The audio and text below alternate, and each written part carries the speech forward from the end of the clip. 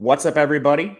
Matt Gajewski here, back again with the Awesemo Fantasy Football YouTube channel.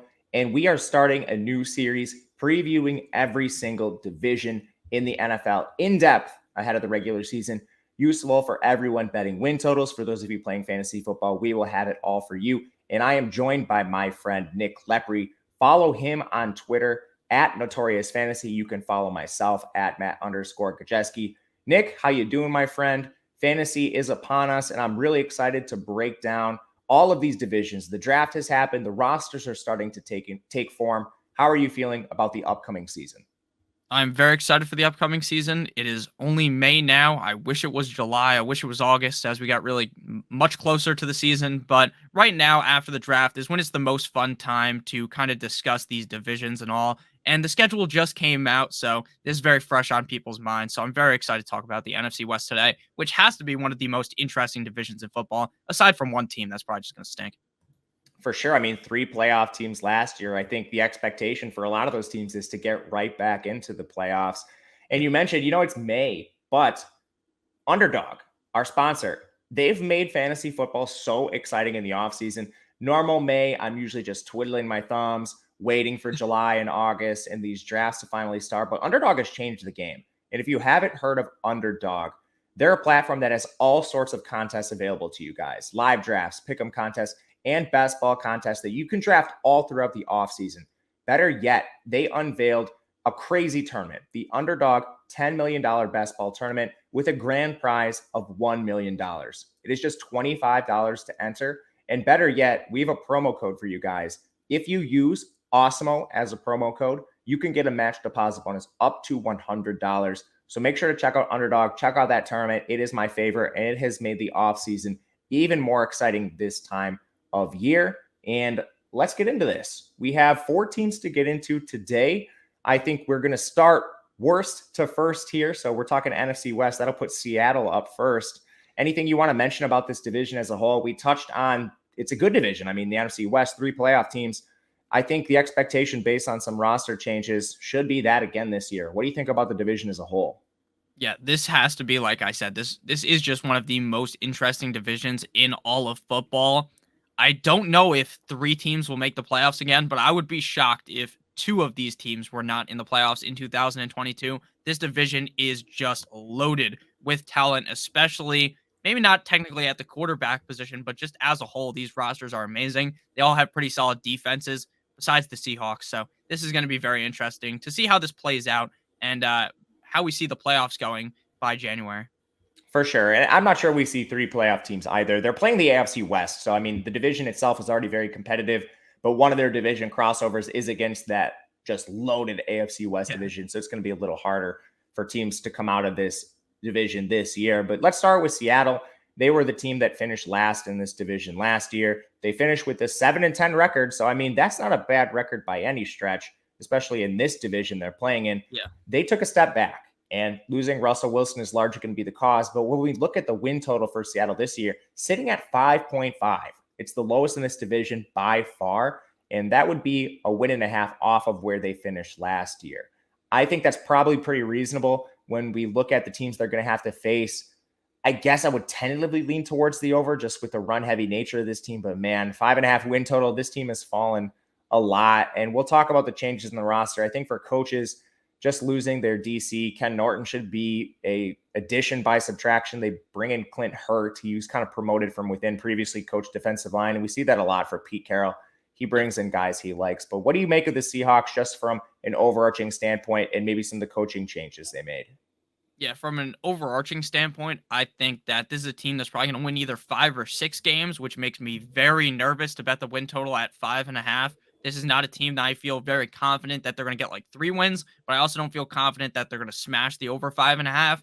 So if you are a betting person, you want to bet, I'm not betting this at all. I would stay very far away from this. This is a team that now with Drew Lock under center, I don't know how trustworthy you can be of Drew Lock, and I don't even know what Drew Lock is. Like, I don't think he's very good. Maybe there's a chance he's okay, but we will talk about him a little bit later. In terms of coaching changes, I am still shocked that they got rid of Russell Wilson and didn't can Pete Carroll. I thought Pete Carroll was done last year.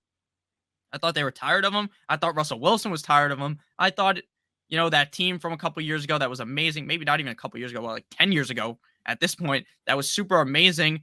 They're no longer, but maybe Russell Wilson stays. Pete Carroll gets axed. No, Pete Carroll's still there. No Russell Wilson. This team has very little hope this season. Yeah, and I mean, when you just look at it from a coaching standpoint, Shane Waldron was a first-year OC last year. They were dead last in plays per game, and not close either. They were playing with 3 less plays per game than any other team in the NFL. Their pass rate, we know Pete Carroll and whoever he puts as OC, they're going to establish the run, so to speak. They were 20th in pass rate, wasn't better at neutral game scripts. They now lose a ton from the offense, highlighted by Russell Wilson. Overall, I mean, the team is kind of in shambles. It's a really weird approach they took, like you mentioned. You have these receivers, DK Metcalf on a rookie deal. You have a stud in Lockett who's aging, exiting his prime shortly, you would think. They spent day 2 capital on Dwayne Eskridge last year. I mean, you'd think it was the go for it now moment, but moving on from Russell Wilson, it appears they're in full rebuild. And they took a really interesting approach in the draft. I mean, they draft Charles Cross overall, love that. But then they take Kenneth Walker. I mean, a position they've already invested substantial capital into. You have Chris Carson if he's healthy. We don't know about that, but Rashad Penny, they re-signed, and he's a player who also has former first-round draft capital. And when we finally saw him healthy last year, he played really well. So the Kenneth Walker pick seems a little redundant to me. They drafted a project on the edge in Boye Mafe out of Minnesota after they absolutely whiffed on a former first-rounder in LJ Collier. Just some really weird additions to the offense and defense overall. What do you think their approach is? What are they trying to do? Seems like they're just trying to lose. Like, what else are they trying to do? It just seems like they can't draft in the first round. Seattle's been notoriously awful at drafting in the first round under Pete Carroll. This is a team that just isn't interesting at all.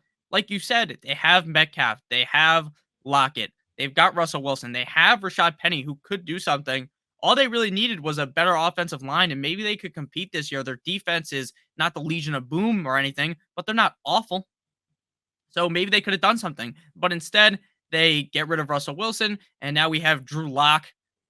Like, it's just not interesting at all. This is like one of the saddest teams in the NFL in my book. I think their defense took a step back too.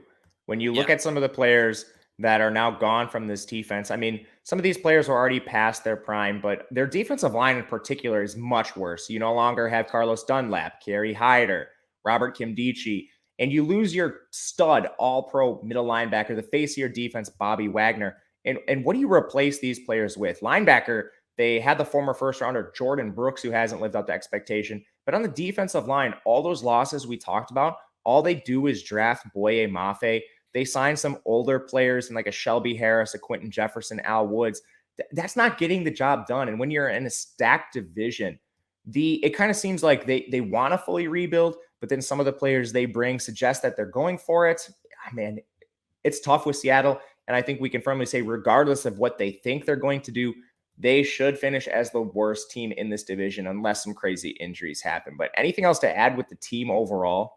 Yes, it's so funny what they paid for Jamal Adams now, looking back. Like, why did they do that?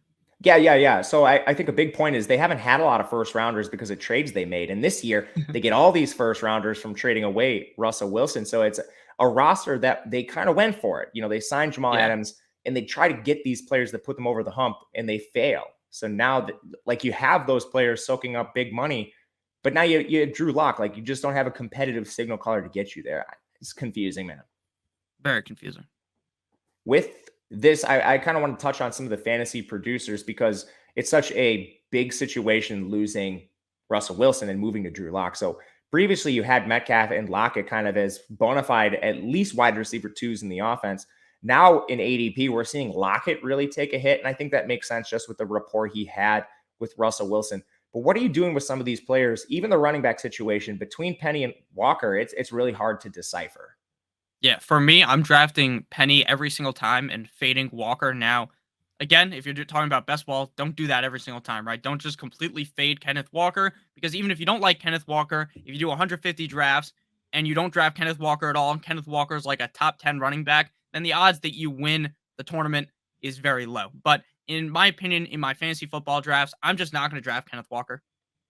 I like Rashad Penny better. I think Rashad Penny is going to be the guy this year Now, if we're talking about next year, the year after that, then Kenneth Walker is probably going to be the guy. But Pete Carroll has a background of not giving a fuck about where you draft these running backs. He does not care how high the draft capital is. He just does not care. Rashad Penny's been his guy for years. I think I was in high school when they drafted Rashad Penny, and he's been the guy for that long. They love Rashad Penny. Kenneth Walker, while I think he's very talented, I just think in year number one, everyone loves rookies. They just talk them up so much. It's the new fresh guy. When in reality, Rashad Penny's the new fresh guy because he hasn't been healthy for years. So Rashad Penny, I love him this year in fantasy, and I think his ADP is way off to what he could be. He could really be a top 12 running back. Whether they're good or bad, they're going to run. We know that. Yes, agreed. So Rashad Penny's going to get the ball if it's some sort of timeshare. Ultimately, I'm okay with all these guys. I just don't want a lot of them. Like I'm probably maxing to one, and I'm not taking them ahead of ADP. When they fall, that's when I want them. And right now, that is Rashad Penny. But let's go to the second team in the division in terms of win total. This team actually finished second in the AFC West last year. It's the Arizona Cardinals. But when we look at win totals, they're only at 8.5. And for reference, the 49ers are at 10. We'll talk about them a little bit later. So we're looking at a team expected to take a little bit of a step back after they won 11 games last year. Again, 8.5 win total. Coaching changes, they don't really make any. We know Cliff Kingsbury is the guy on offense. He holds the head coaching job, but he runs the offense. Vance Joseph will be coordinating the defense. The main changes for this team come with player personnel. So is there anything you want to say about the coaches before we just dive into some of the pretty drastic player changes they made? Yeah, I like Vance Joseph a lot. I really wanted the Dolphins to get Vance Joseph, so that kind of sucked for me. But I think that Vance Joseph is a really talented defensive coordinator, and Cliff Kingsbury has to be just one of the most confusing coaches in the NFL. This is a guy that was so highly touted going into the NFL, and he has produced, but he hasn't really gotten the team over that crazy hump that they need to get over to win these playoff games. And also, Cliff's a pretty interesting coach. Like, he might get fired if things don't go well pretty soon. For real. I mean, he's kind of in that situation where he's performed but never quite gotten over the hump. Let's get into some of these player changes. I think the big one we need to talk about first and foremost is the DeAndre Hopkins suspension. I think the team probably knew about that and subsequently traded for Marquise Brown, reuniting Kyler with his former college teammate. They re-signed AJ Green, and this is another team that's just made confusing player personnel moves. They draft receivers really high, seemingly every single year, from Andy Isabella to Rondale Moore, and then they can't get on the field. And instead, you're seeing these big-bodied Keyshawn Johnson, Antoine Wesley, AJ Green, old, unathletic types on the field. The offensive line is largely the same. The defense is largely the same. The only other place they made significant investment was at tight end, and they bring back Ertz on a huge deal. They re-sign Max Williams, and they draft Trey McBride on day 2. So they're going all in on tight end. I mean, talk to me about this offense and where you see them finishing as a whole. I think 8.5 is a little rich for the win total, but what do you think?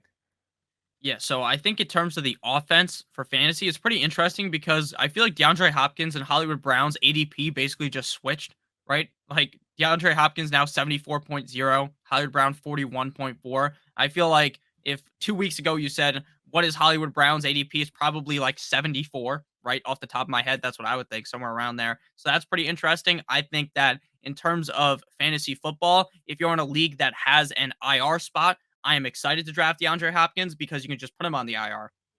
But if you're in a league with a short bench and he can't go on the IR, then I would be very nervous to draft him. And in best ball, I'd be looking to basically damn near completely fade DeAndre Hopkins. Like, I just don't want to draft a guy that's not going to play half the season. Like, I already know he's not going to play half the season. Some of the guys you draft are only going to play 4 games, right? Because they get hurt. But you already know DeAndre Hopkins isn't going to be playing a significant amount of games. As a whole, I think I would lean closer to the over on the win total. I think the team that could go under, we're going to talk about next, I think they're going to end up going under, and Arizona's going to elevate over 8.5 wins. This is a team that is very interesting. I love James Conner for fantasy. I love Kyler Murray. This is an offense that I'm very excited about. And I think they're going to do big things in the regular season. The question, yet again, it will always be with Cliff as the head coach. Can they win that game? Can they be this team that potentially contends for the Super Bowl? I don't think so. But I think in the regular season, they will be very good yet again. They've just lost a lot on defense. And now this is another thing. They're a team that's drafted really weird, especially up at the top. 3 of their last 5 first-round picks have been linebackers. And then before that, they took a D tackle. So they're not a team that's really like drafted with a lot of positional awareness in mind, like taking so many linebackers last year. Zaven Collins, love Zaven Collins, but I mean, how much is he moving the needle? You lose Yeah. Chandler Jones, Jordan Hicks. I mean, like in the secondary, Robert Alford, Malcolm Butler, a unit that drastically overperformed last year. And you signed Jeff Gladney, a guy who got cut by Minnesota for legal troubles, who never performed prior to that. With the AFC West on deck as the crossover here and the tough division, I think there's a chance this team finishes below 8. It's a pretty good line. And like you said, with Seattle, I'm not going to bet it. But man, I have a lot of questions about this Arizona team. And unless Kyler takes a major step forward, a disgruntled Kyler at that, I'm not really interested in betting the win total. But where I am interested is in fantasy. I love James Conner this year. And it actually has nothing to do with the offense as a whole. It has entirely everything to do with losing Chase Edmonds and having Eno Benjamin and Keontae Ingram as backups. James Conner's coming off the board with a 31 ADP right now, and really the clearest path to touches out of anybody in this range at the running back position. Rather than take a flyer on like a Hopkins or a Marquise Brown or Rondale Moore, I think I just want to lock up the secure touches with James Conner and a guy who actually has really good target volume. We already saw it without Chase Edmonds last year. For fantasy, anything you want to really take a stab on in this offense? And I guess talk about the roster as a whole if you think there's anything else to add. Yeah, James Conner is a guy that I'm pretty sure I made a video a couple of weeks ago, or maybe even a couple of days ago at this point. I don't even remember, about running backs that I really like, and James Conner is one of them. I think that James Conner, without Chase Edmonds, has the upside to be a top 5 guy in fantasy football. Now, the biggest mark against him is his injury history. Seems like he always got hurt last year. That wasn't the case. If he's able to stay healthy, I think he dominates. And then Zach Ertz is a guy that I want to heavily speak on as well. I'm a big fan of Zach Ertz. You guys would have seen yesterday's video. We talked about the tight end rankings. Zach Ertz is one of those guys that me and Matt have ranked highly against compared to the expert consensus ranking. So we really like Zach Ertz a ton. And I think that with the money they gave him, they've got to feed this guy the ball. And while he's not necessarily 27 years old anymore, he's still pretty solid. 31, not much older. He's still definitely within that age range that we like for tight ends. I love Zach Ertz here too. Last thing I want to touch on, I like the offensive line. It's not going to be like your top 5 offensive line, but pretty good across the board. DJ Humphries, Justin Pugh, Rodney Hudson, Will Hernandez, they bring in free agency, Calvin Beachum. They spent a day 2 pick on Josh Jones last year. They have depth. I think it's a pretty solid unit for James Conner, who we know is going to just be a monster with touchdown volume. I think this is pretty clearly the 3rd team in the division, but there is some uncertainty with the 49ers, who we'll get to next. Anything you want to add on with Arizona? No, I think we should move on to Arizona here. Not All right. Arizona, San Francisco. Going to San Francisco. So Vegas and bookmakers, they showed their hand. San Francisco, 10 wins in terms of their projection. When we look at what happened last year, the 49ers made the playoffs with exactly 10 wins. And the biggest question for me here is going to be Trey Lance. They do have some coaching changes. They lost Mike McDaniel. He goes over to Miami. They're now using dual offensive coordinators in Chris Forrester and Bobby Slowick. That doesn't matter a ton to me. We know Kyle Shanahan's going to have his hands all over this offense. Defensive coordinator DeMeco Ryans, he's still there. With the offense overall, just do they stick with Garoppolo? What does Trey Lance do to the team? We'll talk about some other player personnel changes, but to me, that's the biggest question for this entire team, not just the offense. What do you think about some of the player personnel changes and maybe the coaches that we saw change for San Francisco? Yeah, I'm not too worried about the OC changes. Now, maybe Mike McDaniel did play a humongous piece in this whole offense, right? Maybe he did, but maybe it's more of Kyle Shanahan, and that's kind of what my thought process would be on this. I think the offense is going to be just fine. I'm not someone who is some crazy offensive coordinator genius, so I'm not going to go ahead and tell you that this is going to be that Chris Forrester and Bobby Solik or Slowick is just going to make this offense be crazy. I don't think it doesn't really matter to me. What does matter, though, is Trey Lance, is Jimmy Garoppolo. If I'm a betting person, if you're able to bet on who's going to be the quarterback week 1, I'm going to tell you it's going to be Trey Lance. I actually think that if this team wants to make the playoffs again, you probably just have Jimmy Garoppolo go out there and just not screw everything up, right? Jimmy Garoppolo is the atypical guy that he just doesn't mess anything up. He just plays the game and they win. He's not going to do anything special. He's not going to run backwards, left, right, 360, spin some guy out, and throw a touchdown. But what he's also not going to do is stand in the pocket and throw a ball that you just should not throw and ruin the game for you, right? Trey Lance could do that. He could have the pizzazz, the Kyler Murray, the Lamar Jackson, where he takes a guy's shoes off, his cleats off when he's running past him. But I think Trey Lance is going to start. I think the team, you don't draft the guy that highly if Jimmy Garoppolo is the answer. So I think Trey Lance is going to be the starter. And where Trey Lance is going right now at pick 101.2 based upon Underdog's current ADP, that's going to skyrocket, in my opinion, the second we have confirmation that he's going to be the guy week 1. And reports every day seem to be changing. Like I get a notification, oh, they think Garoppolo is going to be the guy. 3 days later, it's all Lance. Which is it? Why do they keep reporting this? Tell me who it's going to be. In a couple of weeks, we'll probably have some more confirmation on that.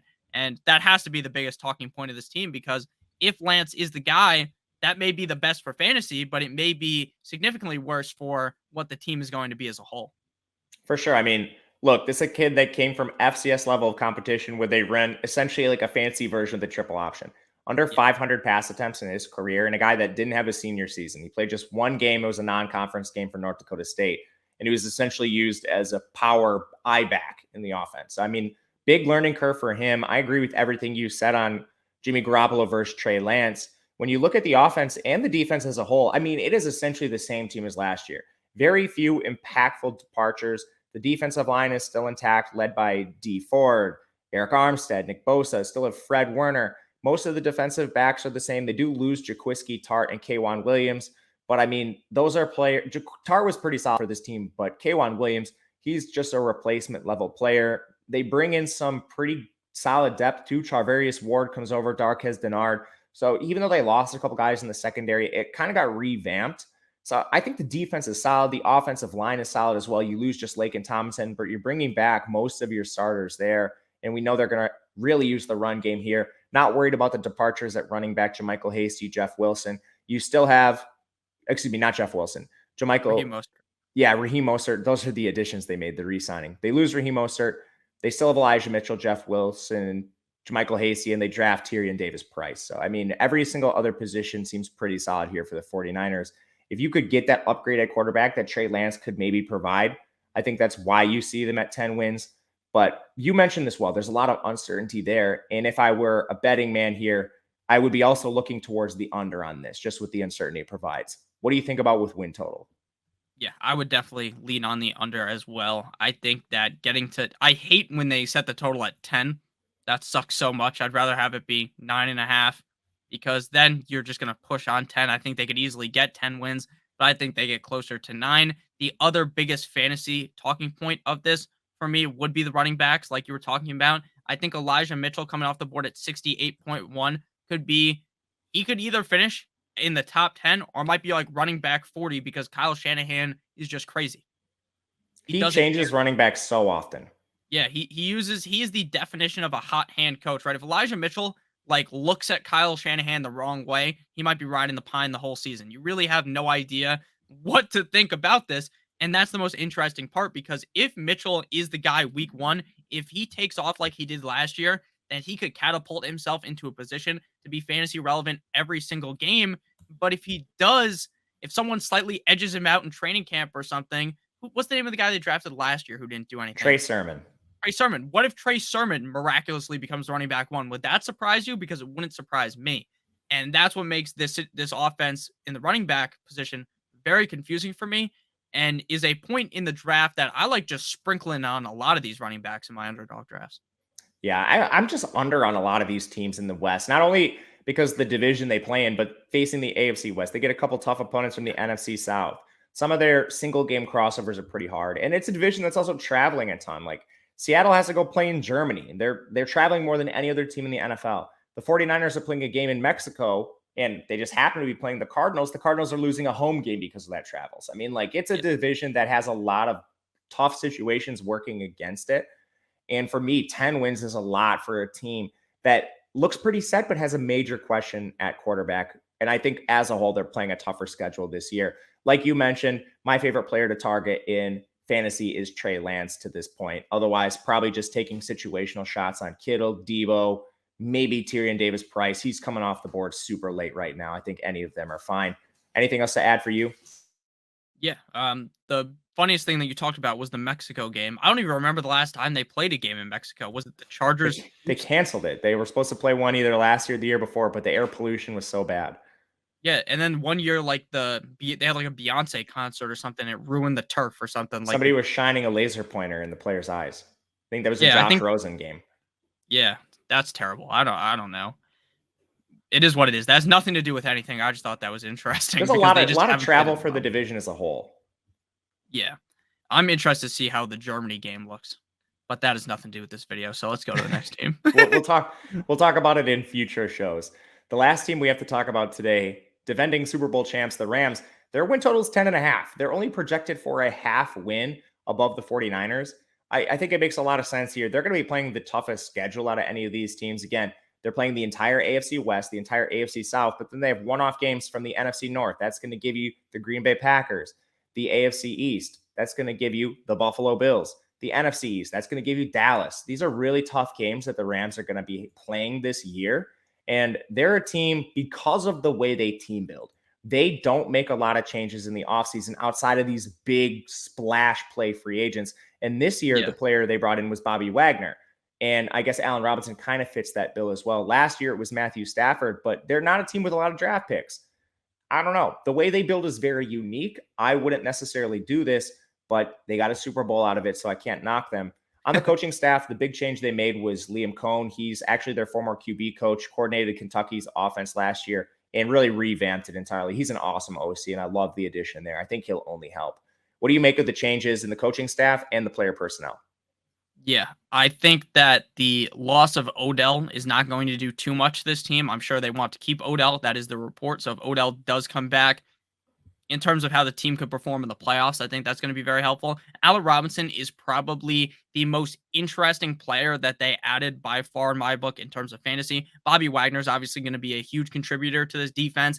And this is going to be a team that, even with the schedule being so difficult, if they do get into the playoffs, which would be my assumption, I think they could easily win the Super Bowl again with how good this defense is as well as offense. But Allen Robinson has to be the most interesting player in my book because I was super high on him last year. I was banging the drum. I thought this guy was amazing. Like, he's talented.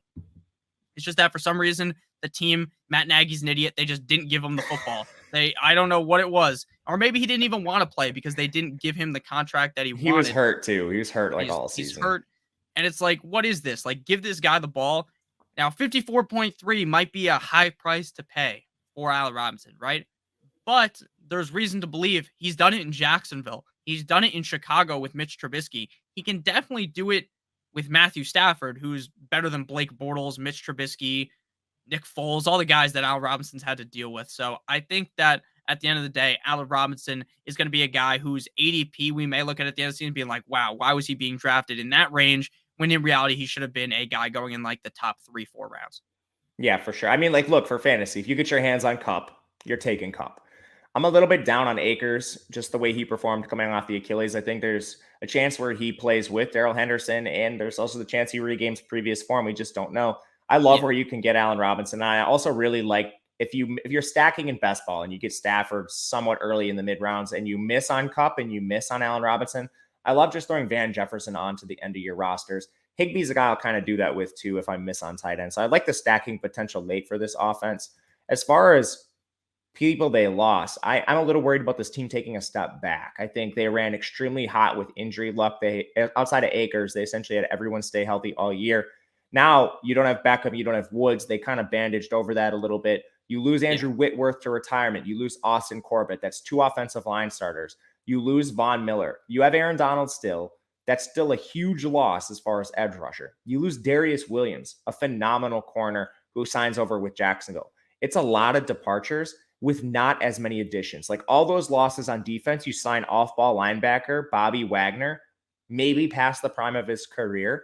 I think this team takes a step back, but overall, it's still a very good team. And I think when you talk about 10.5 wins, I'm tentatively going to side towards the under. And because of the division these teams play in, their schedules overall, this just might be a blanket statement where I take the unders for every single team, knowing very well that one of them likely finishes above, but maybe you could hit 3 of the 4 with division regression as a whole. What do you think about that strat? Yeah, I think that's perfectly fine. I think what's funny about it is I could easily see the Rams going under 10.5 and then still winning the Super Bowl because I think that just their schedule is so tough. But once you get into the playoffs, I think this is going to be a very hard team to beat, especially in the NFC, which really doesn't Like the AFC on paper is just so stacked compared to the NFC. The Rams are a team though I would lean the over, but I don't think they win like 14 games. I think they win 11 if it goes over.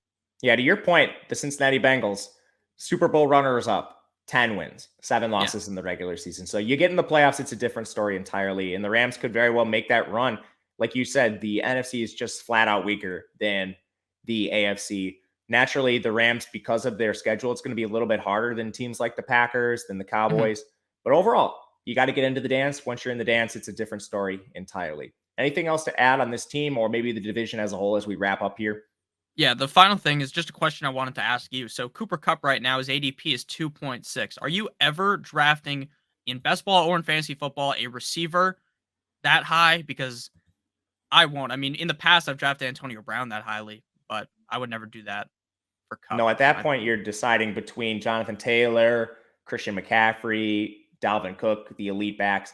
I want them over Cup, but at Yes. the top, when you look at the top 5 ADP, you're going to have drafts if you're playing best ball and doing multiple of them where Cooper Cup slides to 5. When he does that, I'm just going to take him. Just take him at 5 and live with maybe being slightly underweight on Cup, but in the top 5 picks, I think you're just trying to get split exposure in case one of them gets hurt and you don't just burn all of your drafts. Yeah, I agree. Definitely make sure you guys pay attention to, especially, well, if you do like 5 drafts, I wouldn't look too heavily into that. But if you're doing Right. 150 drafts, make sure you keep an eye on the exposure. That is one of the biggest tips I would have for doing underdog drafts because they make it really easy to do. It's not like you have to write your whole team down in an Excel spreadsheet and do a bunch of, I don't know how the fuck to do I that, used but to you do do a that, bunch. man. Before Underdog, I used to do that. Yeah, exactly. And keep your exposure written like that. You just go on the website, it tells it to you. So make sure you keep an eye on that, especially when you're drafting early on. You don't want to get super overweight to any of those players. Aside from, I think if you're the number one pick, I'd probably just pick Jonathan Taylor every time. But that's a Jonathan discussion Taylor for a for different video. yeah, for me as well. If you look at the odds to win the NFC West, just curious what you think of these a little bit. This isn't something we plan on talking, so I'll kind of talk to you about them as well. It's a tough division, like we mentioned, but outside of Seattle, I personally think that any of these teams could win this division. Right now, it's sitting with LA plus 120, San Francisco plus 175, Arizona plus 400. I still think the best bet is still LA here. So rather than take their win total, if you want to look at an over, I might just take LA plus 120 to win the division. What do you think about that? Yeah, I think that's a pretty safe bet. If I was to take any team besides that, I think I would go with Arizona. Like you said, the defense may be a little bit worse, but I think as a whole, San Francisco could take a nosedive with Trey Lance under center. Maybe that means they're going to pivot to Jimmy Garoppolo at some point in the season. But I think that Arizona as a whole, this offense is just stacked. Chandler Jones is a huge loss, though. Chandler Jones is a very valuable player. But at the end of the day, I think the Arizona Cardinals could get it done. And even with just 11 wins, end up winning the whole thing for Four the to one, division. pretty good odds there. Seattle 16 to 1. I'm going to stay away from that. But Yeah, not that'll do it for us today. Let us know in the comment section what you think of the NFC West. Who do you think is going to win this division? Maybe we have Seattle too low, LA too high. You let us know. You can follow Nick on Twitter at Notorious Fantasy. I am on Twitter at Matt_Gajewski. Thank you guys for watching, and we'll see you previewing every single division through the next couple weeks. Make sure to check those out. We'll see you again next time.